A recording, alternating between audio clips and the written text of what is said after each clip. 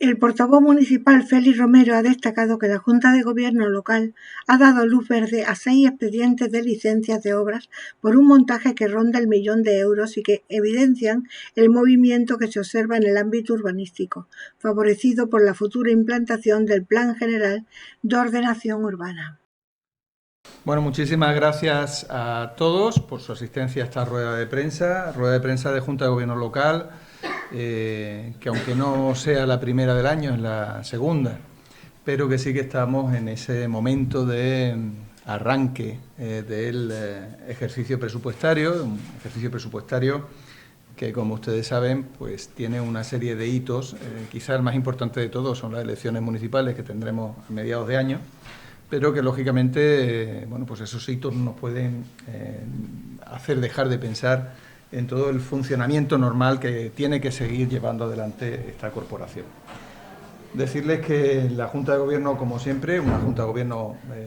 en la que ya les digo que empezamos el ejercicio, hay licencias de obras, hay un listado de licencias de obras que se han presentado. Ciertamente son menos de las que normalmente se suelen traer como consecuencia del periodo vacacional, pero siguen siendo un número importante de licencias. Hablamos de 6 expedientes de licencia con un importe de en torno a 1.000.000 de euros, con lo cual seguimos hablando de que sigue existiendo ese movimiento que les decíamos desde el ámbito del urbanismo y como consecuencia también de la futura implantación del Plan General de Ordenación Urbana, que de alguna forma también anima pues todo el movimiento urbanístico de la zona. Decirles que en esta Junta de Gobierno me acompaña mi compañero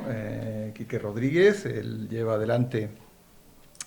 toda la responsabilidad que tiene que ver con la movilidad y el transporte en nuestra ciudad, y en el curso de esta Junta de Gobierno pues se ha anunciado un acuerdo que tiene una relevancia importante precisamente en una de las materias que para nosotros ha sido bandera de la gestión de este ayuntamiento, como es el transporte público de ciudadanos. Yo no me voy a extender más, si les digo que estaré a su disposición para cualquier pregunta que quieran hacer una vez termine esta rueda de prensa, pero le voy a ceder la palabra a mi compañero, que es el que les va a expresar o les va a contar quizá el asunto que nosotros entendemos más relevante. Todos son relevantes, obviamente, pero el más relevante por ser distinto del cotidiano, de los cotidianos que hemos tenido en la Junta de Gobierno local de hoy. Así que el Ayuntamiento y la concesionaria aplicarán durante el primer semestre del año una reducción del 50% en los bonos de los usuarios del transporte público urbano en cumplimiento de la normativa estatal. Así lo ha anunciado hoy el concejal del ramo, Enrique Rodríguez, quien ha señalado que es una medida que responde al decreto ley del 27 de diciembre que se tuvo que planificar in extremis a 4 días de cerrar el ejercicio, y ha precisado que el descuento estará en vigor desde el 1 de enero hasta el mes de junio.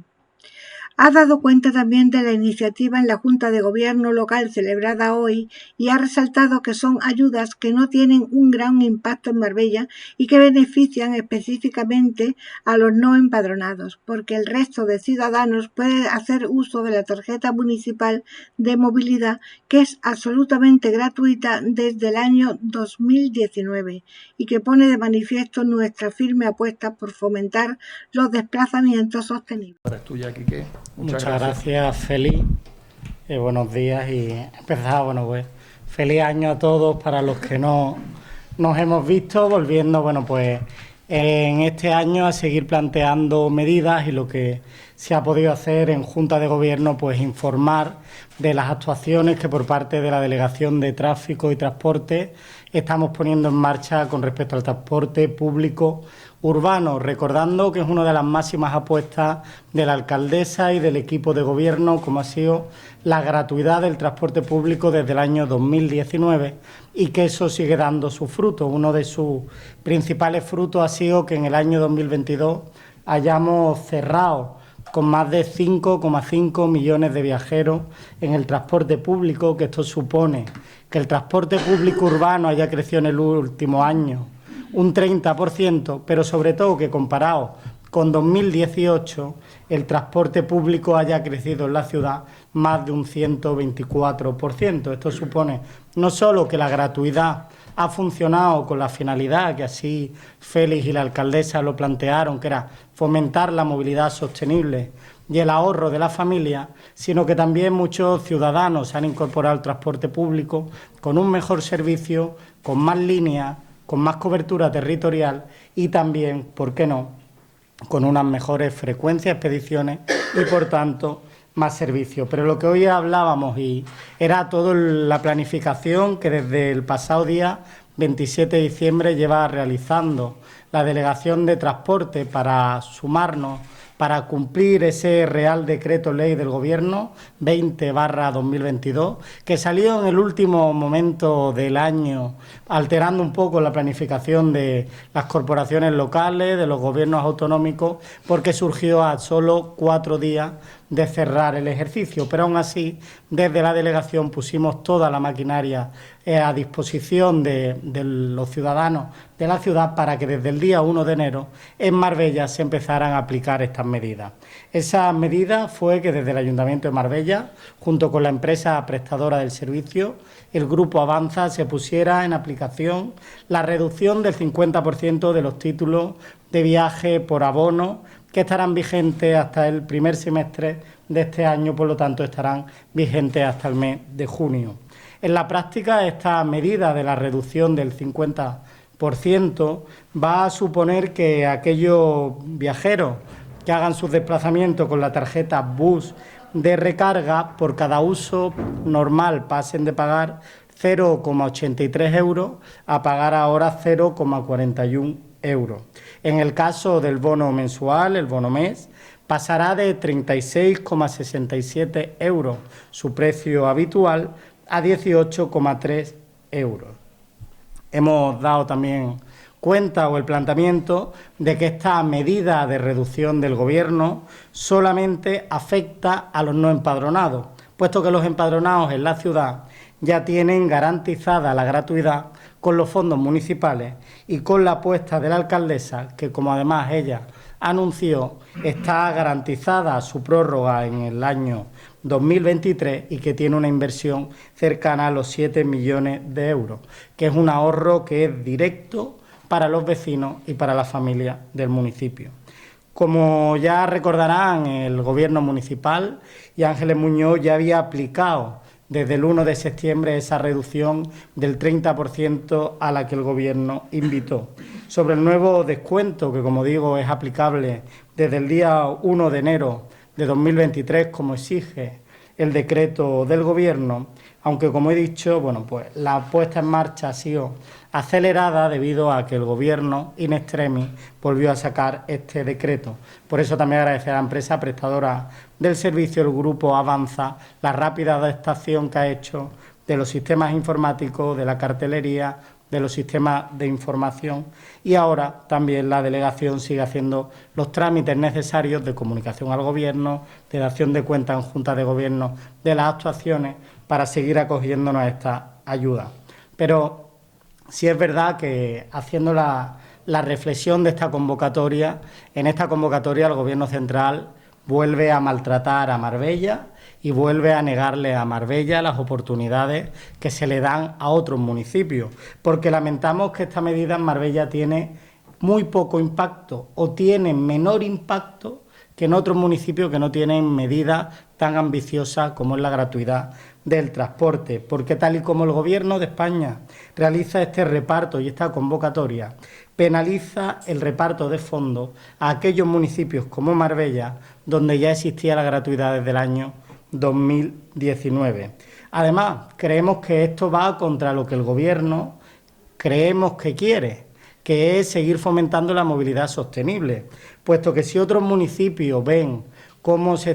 distribuyen los fondos con los municipios que tienen la gratuidad, podría desincentivar a que otros municipios, tomando el ejemplo de Marbella, tomaran esta medida también para sus ciudadanos. Una medida que, como ya he dicho, ha hecho que en el último año lleguemos a alcanzar una cifra récord de 5,5 millones de viajeros. Por lo cual, además de,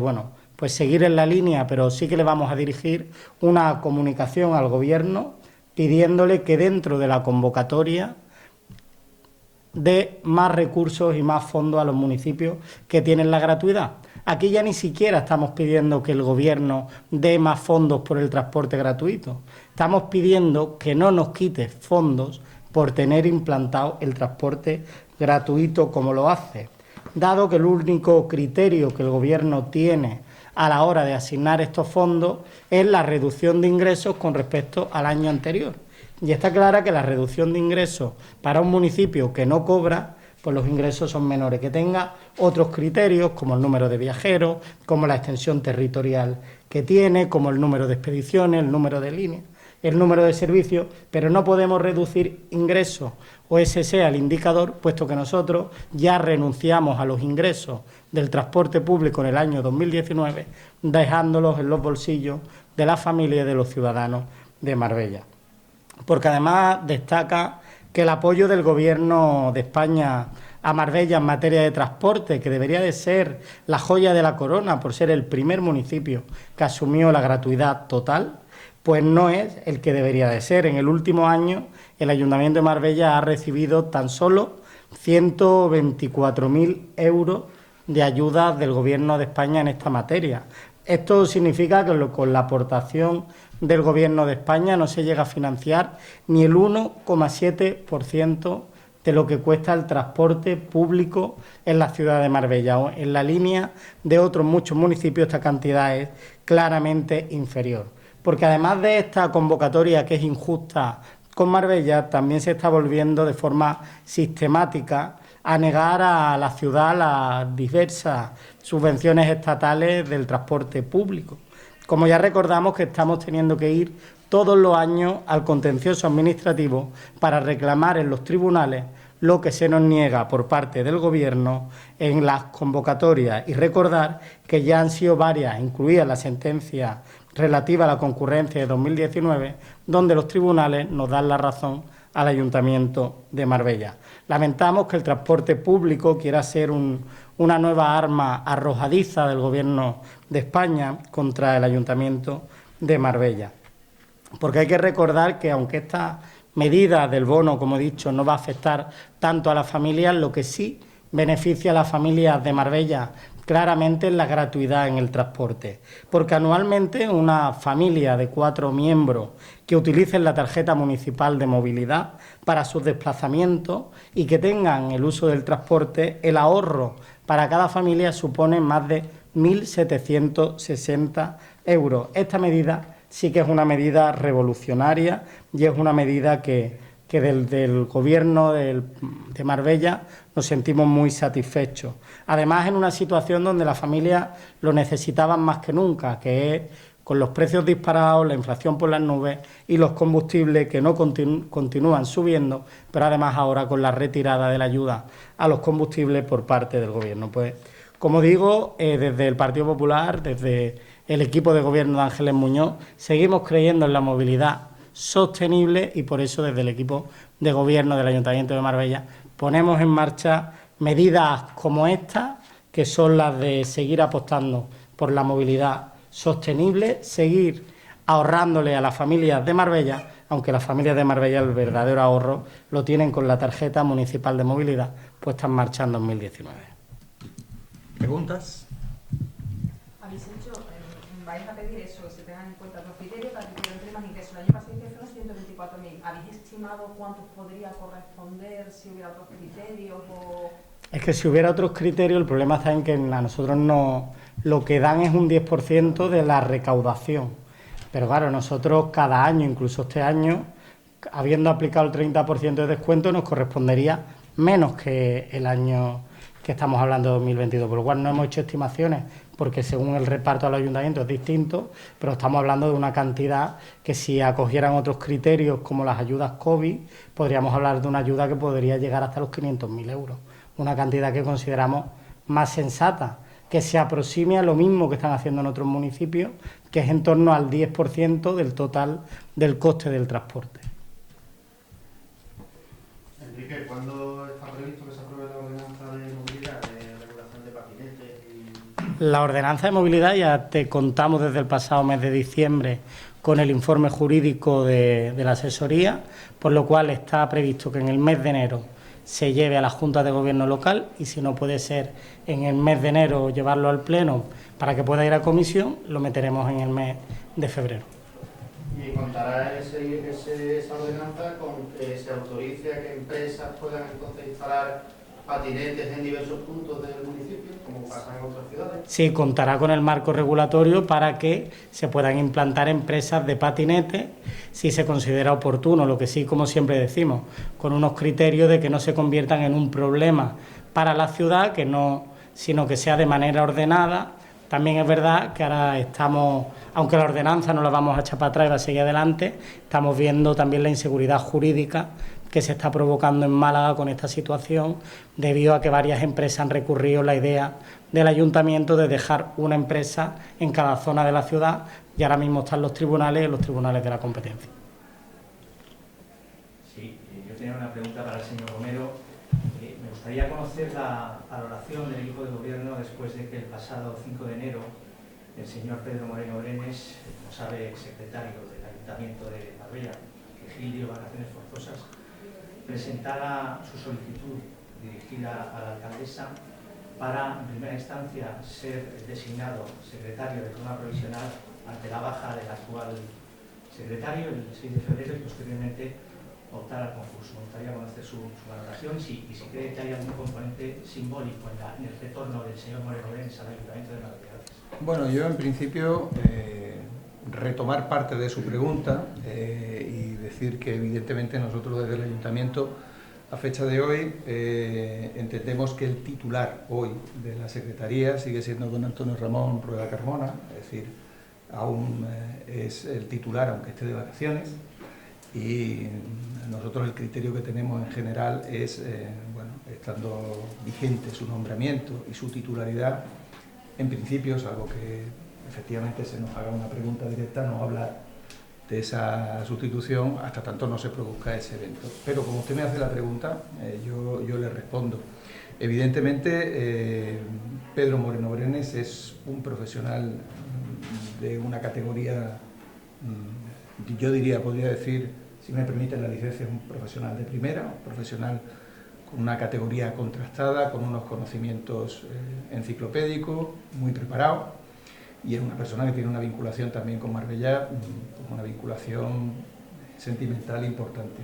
Y yo les tengo que decir, además, no me importa decirlo, que yo particularmente es una persona a la cual además aprecio personalmente.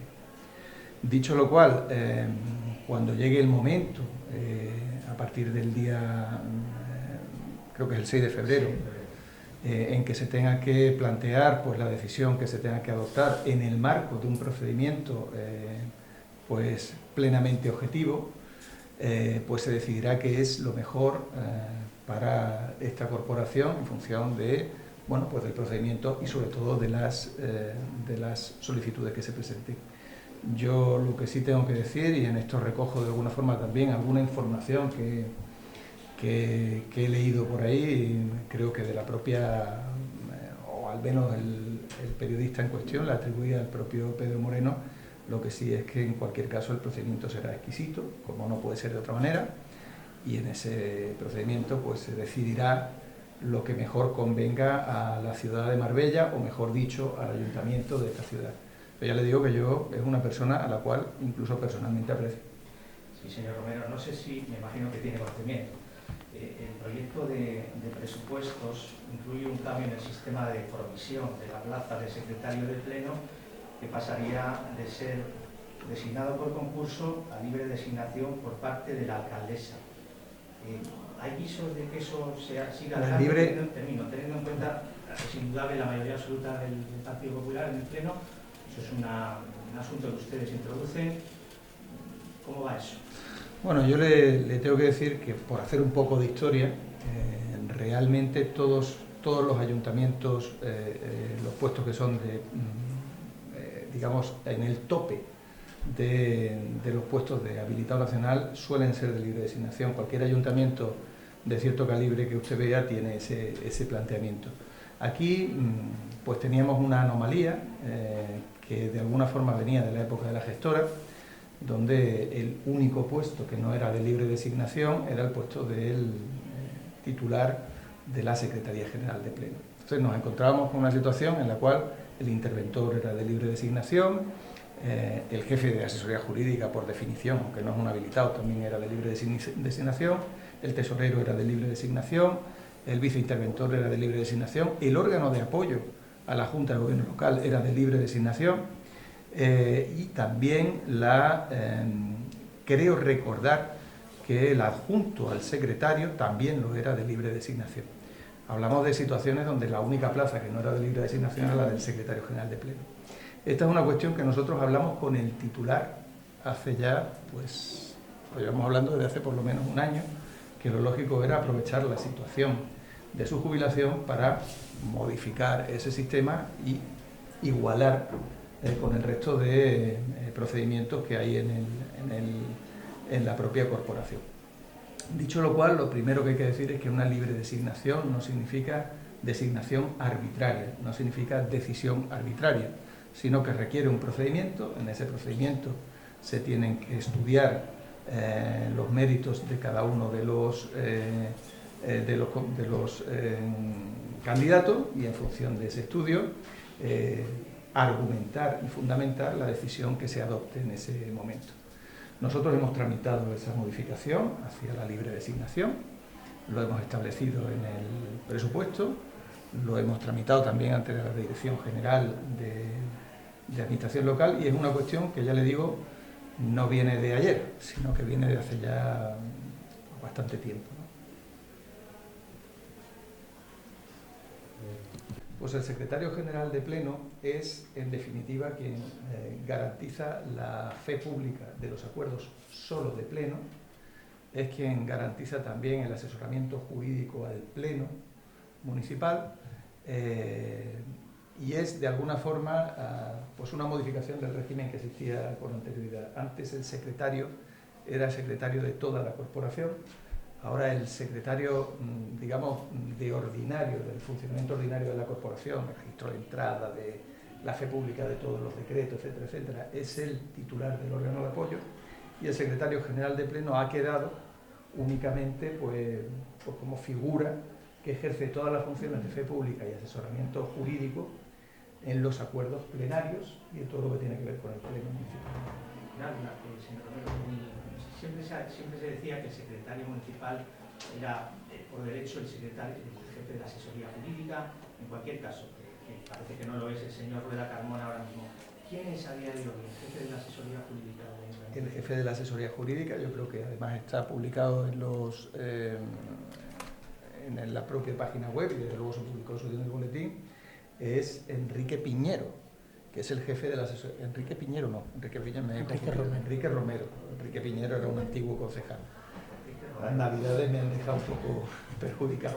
Enrique Romero. Exactamente, es un funcionario de la Junta de Andalucía que ocupa la función de jefe de asesoría jurídica. Como consecuencia de la modificación de la Ley de Bases de Régimen Local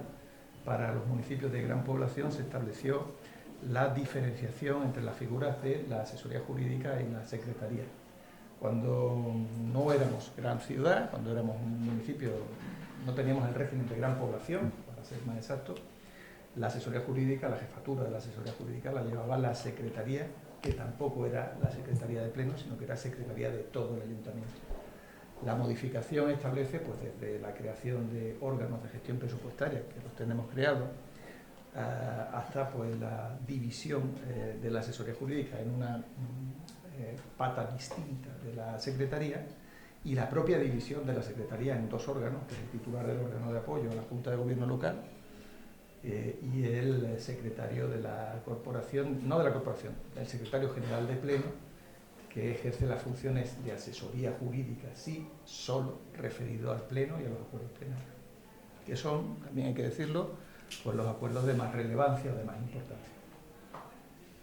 Yo quería preguntarle si tienen alguna novedad o alguna información sobre el cuerpo que apareció ayer, mutilado, decapitado.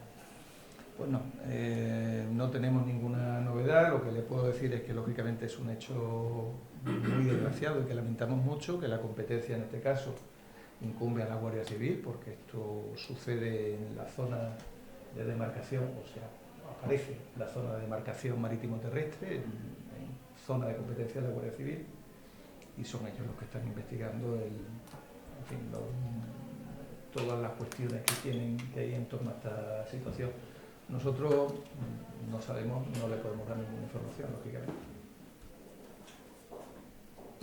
Desde hace 10 días están trabajando en la mejora de seguridad vial y la construcción de aparcamientos en la zona del carril del Butano de la Plaza de Toros. Un proyecto que comenzaron al recuperar la titularidad del suelo colindante y llegar a acuerdos con las comunidades de vecinos de la zona. Suponía una gran mejora en la comunicación del barrio, que tras años de trabajo ampliará el carril en 7 metros de ancho, creando 2 viales de 3 metros y 1,5 de acerado. Ángeles Muñoz, que ha visitado la actuación junto al concejal de Obras Diego López, ha destacado que el principal objetivo es solucionar los problemas que se originan en la zona por el estrechamiento de la calzada, al tiempo que ha recordado que esta carretera ha pasado de ser un vial secundario a uno de los más principales accesos a los barrios de la Plaza de Toros y a las Albarizas. La verdad es que hoy estamos ante una de las demandas que teníamos nosotros comprometidas con los vecinos de Plaza de Toros, que no ha sido fácil, y lo tenemos que decir, porque era una de las obras que teníamos dentro del plan de urbanizaciones y que teníamos además todo el interés, porque saben ustedes que este viario se conecta zonas de Marbella muy pobladas, con muchos vecinos, muy utilizadas y que además tiene una peligrosidad. Pero es verdad, y ya tengo que decir, que no todos los terrenos eran nuestros, con lo cual hemos tenido que pedir la cesión de algunos de los suelos para poder ejecutar esta obra. Por la proximidad de la carretera teníamos que pedir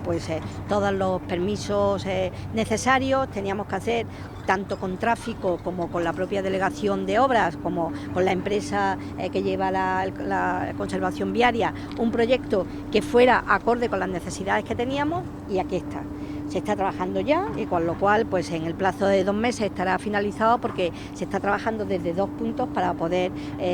cumplimentar el objetivo que teníamos, que se pudiera hacer en una fase concreto ahora, a principio de año, donde hay supuestamente menos tráfico, menos paso de vehículos, pues porque, como les decía, es una zona muy utilizada. Vamos a ver, en Plaza de Toros, que es verdad, y desde aquí añado que llevamos trabajando para poder sacar una de las demandas que se tienen en Plaza de Toros, que es la falta de aparcamiento. Justo a la entrada de Plaza de Toros se ha hecho una reorganización de tráfico. Como saben, se han podido obtener 45 plazas de aparcamiento más, y aquí en la zona donde estamos, en Príncipe de Vergara, vamos a tener una actuación donde se le va a dar continuidad a la primera fase que hicimos en torno al acerado y al asfaltado, sobre todo en la proximidad de los campos de fútbol. Aquí se hace una continuación, con lo cual, aparte de hacer pues todo el tema de canalización, con el tema de alumbrado, con el tema de saneamiento, o sea, se urbaniza toda esta zona, que ya la ven ustedes, que es se hace una acera de unos 130 metros lineales, se utiliza una parcela de unos 2.000 metros para poder sacar 80 nuevas plazas de aparcamiento más. Y una de las actuaciones, como les decía, más demandada, y que además, bueno, desde aquí le quiero agradecer a todos los que lo han hecho posible, este carril, que es un carril peligroso, porque viene mucho tráfico, y precisamente por sus dimensiones y por la situación de inestabilidad del propio viario, pues hacía peligroso en algunos momentos el tema de la doble circulación. Se hace un doble carril. Tenemos 2 carriles, con lo cual 2 carriles, doble circulación. Están viendo que ya está trabajando la máquina para poder hacer todo el tema de escollera, poder nivelar, poder subir la cota ahora mismo, para que podamos tener acerado, que se hace todo el acerado que conecta toda la zona de Príncipe de Vergara y Plaza de Toros. Se pone también iluminación en toda esta zona, y al final, lo que les digo, ¿no?, doble carril y 80 plazas de aparcamiento más. O sea, creo que es una obra necesaria, importante, que urbaniza, que es el objetivo que tiene el plan de urbanizaciones. No es solamente las urbanizaciones que están en las afueras de los centros, sino también en las propias urbanizaciones y en las zonas como es Plaza de Toros, que necesitan obras de urbanización como la que se está llevando a cabo. O sea, como les decía, el plazo de ejecución estará prácticamente para principios de marzo, o sea, un plazo de ejecución de unos 2 meses y por lo tanto, bueno, pues sé que para los vecinos, los cuales Diego ha tenido varias reuniones con ellos para explicarles y planificar la obra, pues muy satisfechos porque, como les decía, tanto para ellos como para nosotros era una absoluta reivindicación y una necesidad. Pues aquí está. Alcaldesa, ¿qué inversión se va a destinar a...? Bueno, está dentro de la necesaria, porque está dentro de los 4 millones de euros que sabe que tiene el plan de urbanizaciones. O sea, se van haciendo, en este caso, se van haciendo proyectos, pues todo lo que tiene que ver con saneamiento. Hay en algunos momentos que también lo hacemos conjuntamente con el resto de nuestras empresas concesionarias, pero esta obra está dentro de esos 4 millones de euros que el ayuntamiento destina anualmente a obras en urbanización. ¿Y lo que es para la adquisición de esos terrenos que ha tenido? No, una parte es municipal, otra parte es cesión por parte de que tenían que cederlo, concretamente de los bloques de Plaza de Toros, también por parte de los propietarios de la zona de los terrenos de Plaza de Toros, también se ha llegado a un acuerdo y por lo tanto hemos podido lograr todos los permisos sin tener que desembolsar un solo euro para la adquisición de suelo, sino con acuerdos de colaboración con los diferentes propietarios y por lo tanto, bueno, pues también hay un ahorro. ¿Va a ser necesario el corte del carril en algún momento durante la ejecución de la obra? Sí, yo creo, Diego, para explicar... Puntualmente sí será necesario algún corte, pero se avisará, se hará a través de los medios de comunicación y el ayuntamiento mandará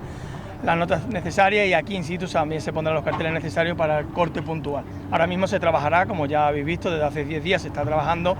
no ha sido necesario hacer ningún corte, pero sí que en el momento que se empiece a tocar ya lo que es la superficie de la cota del carril actual que hay, que se va a elevar como 2 metros, sí habrá que hacer un corte puntual. No afectará más de una semana, 2 semanas.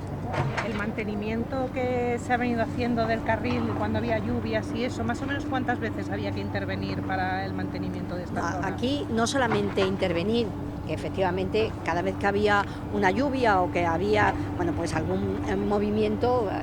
era peligroso y por lo tanto teníamos que actuar, sino las dimensiones del propio viario hacían algunas ocasiones difícil, complicado y en algún momento puntual la falta de iluminación podía resultar peligroso, entendiendo que ya no era una vía accesoria, o sea, durante un tiempo era una vía que puntualmente se utilizaba y es que una vía que utiliza un número importante de vecinos, pues porque se está poblando, se está desarrollando y por lo tanto es verdad que era difícil por la titularidad de esos suelos, por la proximidad de la carretera y en fin y por todos los permisos que ya les he contado, pero una vez que se ha ido trabajando, porque éramos conscientes de que había que hacerlo y se ha logrado, de manera inmediata se ha puesto en marcha. Muchas gracias. Muchas gracias.